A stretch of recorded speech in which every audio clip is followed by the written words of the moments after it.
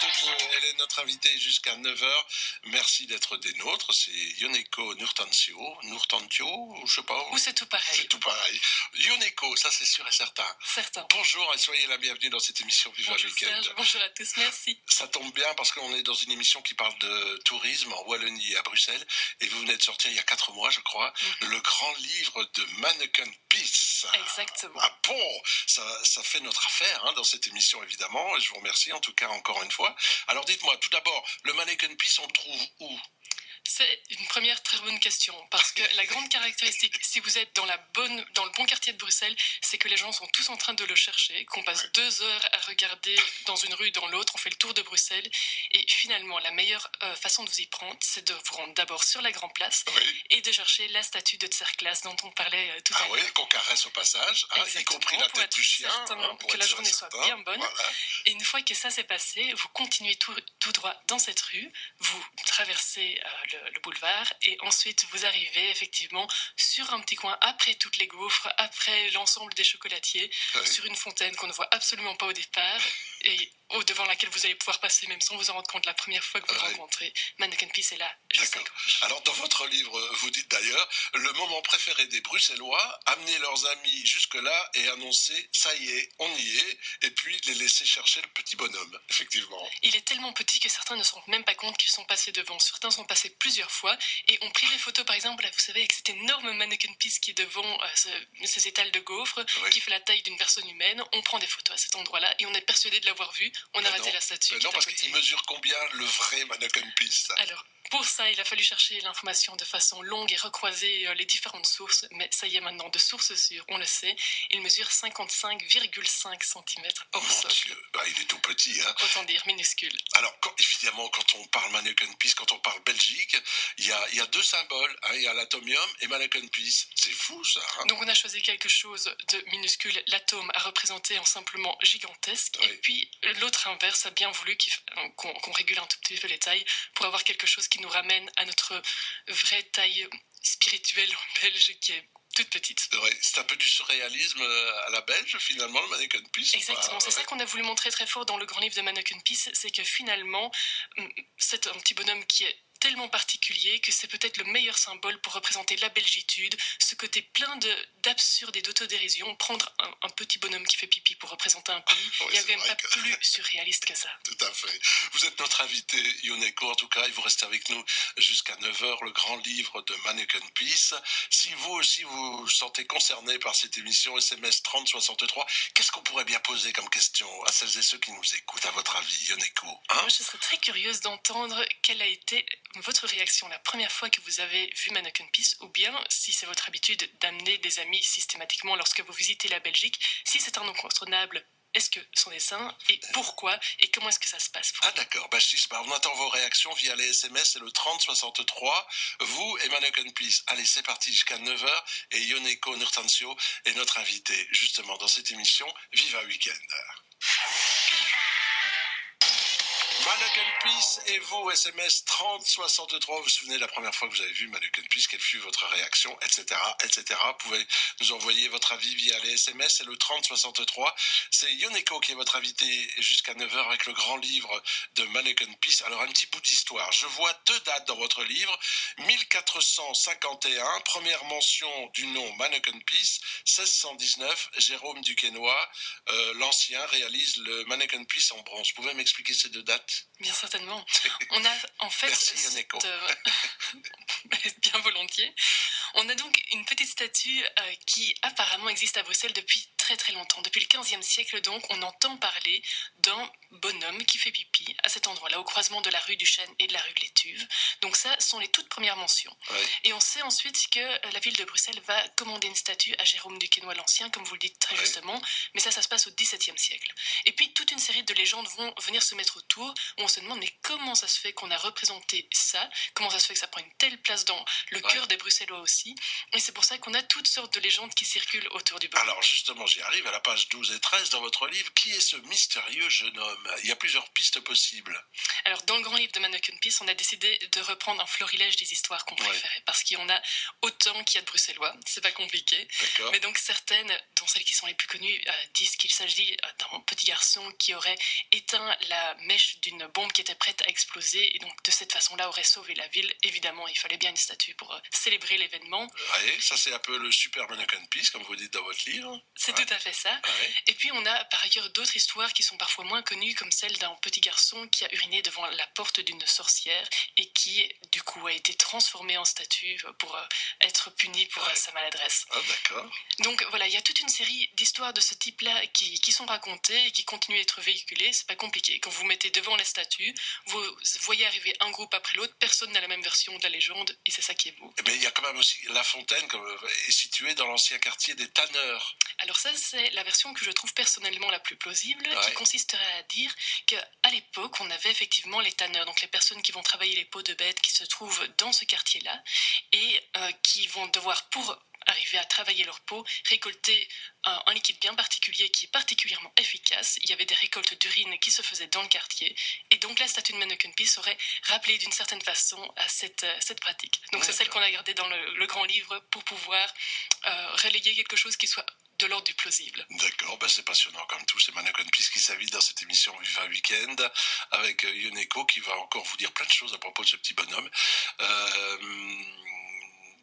J'aime bien les SMS qui arrivent. On va les découvrir dans quelques instants si vous le voulez bien. Il est 7h43. Françoise est avec nous. Bonjour Françoise. Bonjour Serge. Bonjour. Alors vous, la première fois, vous habitez là à Ulp, la première fois que vous avez vu Mannequin Peace, quelle fut votre réaction? Qu'est-ce qui s'est passé? Je lui ai fait une déclaration d'amour parce que je le trouvais beau. Ah, une déclaration d'amour, c'est assez étonnant ça. Mais voilà qui est particulier. Ouais. Et en même temps, c'est vrai que peut-être comme vous Françoise, il y a pas mal de personnes qui tombent en pamoison devant.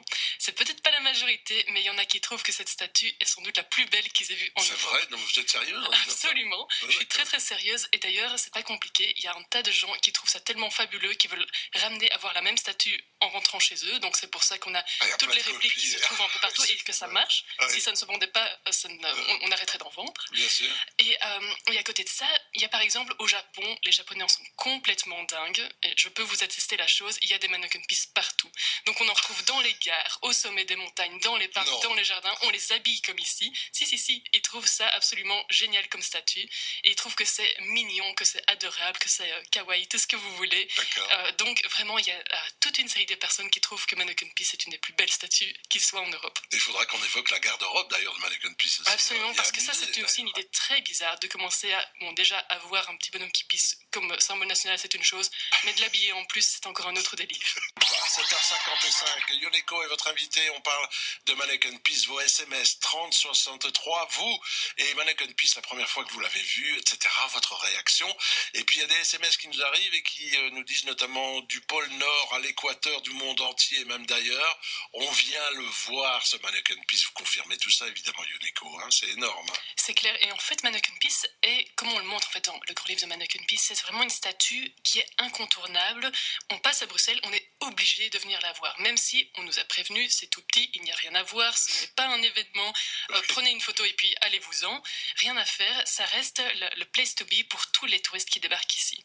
Et en fait, dans le grand livre de Mannequin Peace, c'est vraiment un élément sur lequel on veut revenir de façon récurrente, c'est comprendre pourquoi est-ce qu'en tant que touriste, il y a des points comme ça, que ce soit à Bruxelles ou ailleurs, par lesquels on se sent obligé de passer, comme dans une checklist. Voilà, il faut avoir vu telle et telle chose, les barrer. Et finalement, qu'est-ce qu'on vient chercher en tant que touriste quelque part, quand on visite un lieu? Est-ce qu'il y a vraiment cette nécessité d'aller faire des photos devant certains endroits? En fait, Mannequin Peace, c'est ça que je trouvais très, très tendre dans cette statue aussi, c'est qu'elle met en question notre façon d'aller visiter des lieux. Et de dire, en fait, on s'attend à aller voir des monts et merveilles, on s'attend à voir des choses, enfin, il y a des choses qu'on doit faire d'office. Pourquoi est-ce qu'on se met ces contraintes-là? Et Mannequin Peace, en fait, renvoie cette question en rigolant aux touristes en disant, tu vois, je t'ai bien dit de pas... Enfin, voilà, s'il y avait quand même rien à voir, on t'avait prévenu, eh bien, regarde, c'est ce qu'on avait dit. Et puis, un peu comme à Wavre, il y a le maca, ce petit garçon, il faut lui caresser les fesses et ça porte bonheur. Il y a son alter ego féminin, elle s'appelle la crapaute.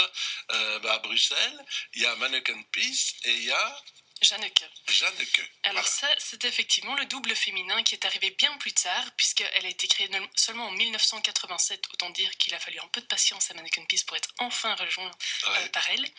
Et on a non seulement donc cette petite statue qui a été créée à ce moment-là, mais on a un troisième larron dans le trio. Vous connaissez sans doute encore un peu moins bien le chien qui s'appelle Zinneke. Ouais. Alors Zinneke, c'est un chien qui était inventé par Tom Franzen en 1999 et qui vient compléter l'ensemble en ayant donc le petit garçon, la petite fille et le chien le comme troisième.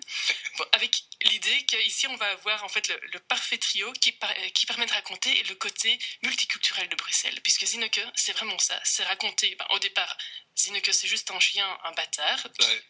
qui n'a pas un chien avec un pédigré. Et en fait, ce que Tom Franzen vient montrer avec cette statue-ci, c'est que justement, le côté qui fait la richesse de Bruxelles, c'est d'avoir, comme dans toute la variété des costumes de Mannequin Peace dont on parlera dans un moment, eh bien, ce chien-là vient rappeler que ce qui fait la force de Bruxelles, c'est son côté en mosaïque et le côté justement bien mélangé et métissé de la ville. Oh, c'est passionnant tout ça en tout cas.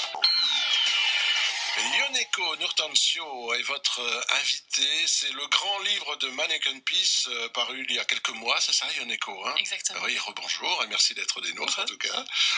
Pourquoi ce livre, le grand livre de Mannequin Peace?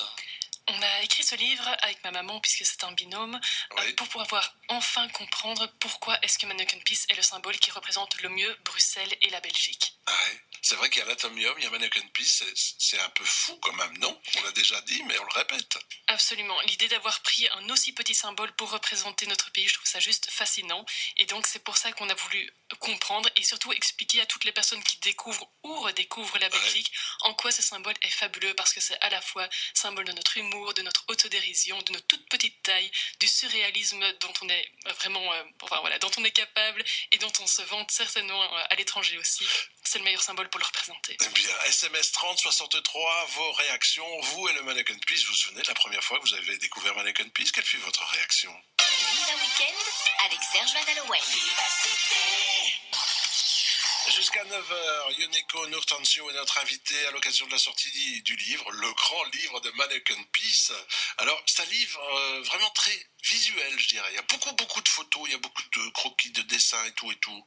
Complètement. Donc c'est un livre qui a ça de particulier qu'on a voulu le rendre super accessible. Alors accessible, c'est dans plein de sens du terme. D'abord accessible en termes de prix, parce que le grand livre de Mannequin Peace, c'est 12 €. Ouais. Donc on a réduit les coûts pour arriver vraiment à ce budget-là. Et c'est aussi parce qu'on a le soutien de la COCOF et de la région de Bruxelles-Capitale qu'on a pu avoir un livre qui soit tout en couleur, plein d'images et d'illustrations pour ce tarif.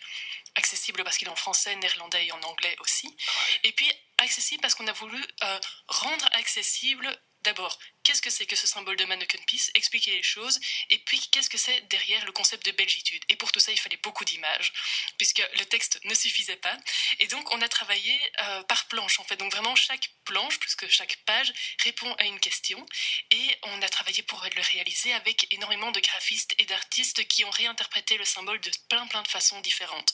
Et donc, on passe du Mannequin Peace tire-bouchon de base, ça c'est la première réinterprétation avec une forte fibre artistique et esthétique comme vous pouvez l'imaginer. Oui, on peut imaginer.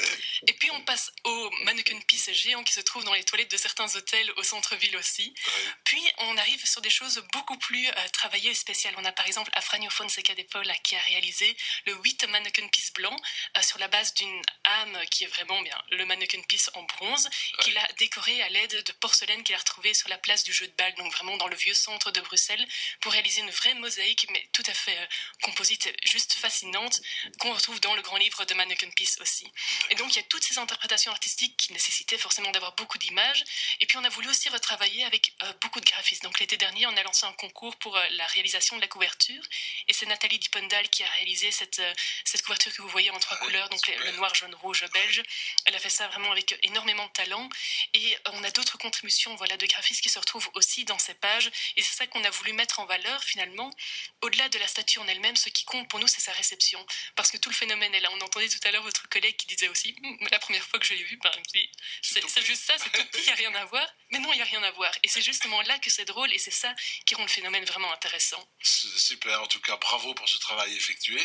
Tiens, je vois qu'il y a Roel Jacobs qui était notre invité tout à l'heure vers 6h30 ce matin. Le monde est tout petit. Oui, qui a réalisé la préface de votre bouquin. Oui, tout à fait. C'est sympa ça. On parle parlant de collaboration, il y avait une collaboration avec beaucoup d'artistes, comme je vous le disais, pour le côté visuel, mais il y a aussi une collaboration avec l'historien Carol Jacobs, qui est quelqu'un qui connaît excessivement bien Bruxelles, qui a pu non seulement réaliser la préface pour donner un mot de contexte, et puis relire aussi tous les contenus pour que ce soit tout à fait à jour avec les toutes dernières découvertes archéologiques et historiques aussi.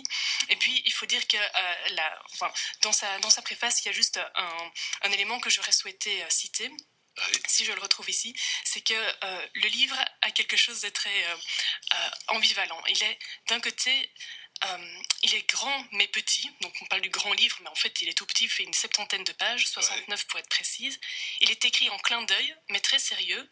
Il est simple d'apparence, mais très fouillé en réalité. Et donc c'est dans ces termes-là que Roald Jacobs va décrire le livre, qui effectivement a pris 2 ans à être réalisé, alors qu'au final, on le voit, c'est quelque chose qui semble très ludique et qu'on a voulu penser comme tel et qui soit super accessible, qu'on découvre Bruxelles pour la première fois ou qu'on y retourne avec plaisir. C'est super, bravo, en tout cas Yoneko. Et on peut le trouver où ce livre, hein? Alors ce livre est disponible à la FNAC, chez Club, et aussi dans une vingtaine de boutiques autour de la Grand Place et du centre-ville de Bruxelles, avec qui on a le plaisir de travailler, que ce soit des boutiques vraiment qui mettent en valeur des créations belges, ou bien des boutiques de souvenirs plus traditionnelles. D'accord, parfait. Mannequin Peace s'invite dans cette émission Viva Weekend. Je vous rappelle, on est ensemble jusqu'à 9h, et le petit catch de Bruxelles qui fait pipi, notre invité jusqu'à 9h, il n'y a pas de raison. Bon, Yoneko, vous êtes toujours notre invité, ça va? Prenez Ça votre petit déjeuner avec nous, c'est sympa, hein? Merci pour l'invitation. Je vous en prie, avec plaisir. Le grand livre de Mannequin Peace. Et puis il y a Joseph qui est avec nous, qui a réagi par SMS, et on le rappelle évidemment. Joseph, vous êtes là? Oui, bonjour Serge. Bonjour, je vous présente Yoneko qui est avec nous. Bonjour, enchanté. Dites-moi, la confrérie de Chantier a rhabillé Mannequin Peace, c'est ça? Oui, c'est ça. C'est-à-dire qu'il y a de nombreuses années, le musée Chantier avait offert un costume à Chantier. Et en 2013, nous avons fait la demande à la ville de Bruxelles pour pouvoir rhabiller Chantier. Ouais. Ce qui nous a été accordé, ça a été fait en 2014. Vous avez rhabillé Mannequin Peace, c'est ça, hein? Exactement. Ok, d'accord. Ah c'est sympa. Et qu'est-ce que ça vous a fait comme émotion? Qu'est-ce que ça vous a apporté comme émotion de voir Mannequin Peace habillé en Chantier? Ça a été vraiment exceptionnel, disons, de voir le costume de Chantier sur Mannequin Peace. Mannequin Peace, ce petit garçon, je ne dirais pas un petit peu fraudeur exact aussi, et Chantier, bien entendu, le personnage légendaire et fraudeur de Niche. Donc c'était deux personnages qui allaient bien ensemble. Et Mannequin Peace qui a fait pipi votre bière, hein, c'est ça? Voilà. Ouais. Donc dans le cadre de cette remise de costume, nous avons eu l'autorisation de raccorder nos fûts de bière à Mannequin Peace, ce qui est fait sympa. que Mannequin Peace a pissé la chute là. Voilà. Merci pour ce témoignage, Joseph. Alors, ça nous amène évidemment au costume de Mannequin Peace. Il y a un musée qui lui est consacré. Tout à fait. Donc, on a un musée de Mannequin Peace qui est ouvert il y a 1 an de ça à peu près, qui s'appelle la Garde-robe et qui comptabilise maintenant l'ensemble. Vous savez, depuis le 11 mai, on est arrivé officiellement au 1000e costume. Ouais. Et comme on l'entend, il y a énormément de confréries, de pays, d'organisations qui ont voulu offrir des costumes à Mannequin Peace. La liste est longue et d'ailleurs, il y a une liste d'attente pour pouvoir être sélectionné, espérer faire partie des quelques heureux élus qui vont pouvoir mettre enfin leur costume à ce petit bonhomme frondeur, comme le disait très bien notre auditeur. Ouais. Et par rapport à ça, ce qui est tout de même très, très étonnant, c'est de voir à quel point on a ce folklore qui est d'abord très présent encore aujourd'hui et qui continue à être pris avec beaucoup de sérieux. Ouais. Mais j'ai envie de dire que Mannequin Peace en Belgique, c'est un peu comme la frite. C'est un patrimoine qui est sur lequel on peut disserter pendant longtemps, pour lequel on prend les choses extrêmement au sérieux.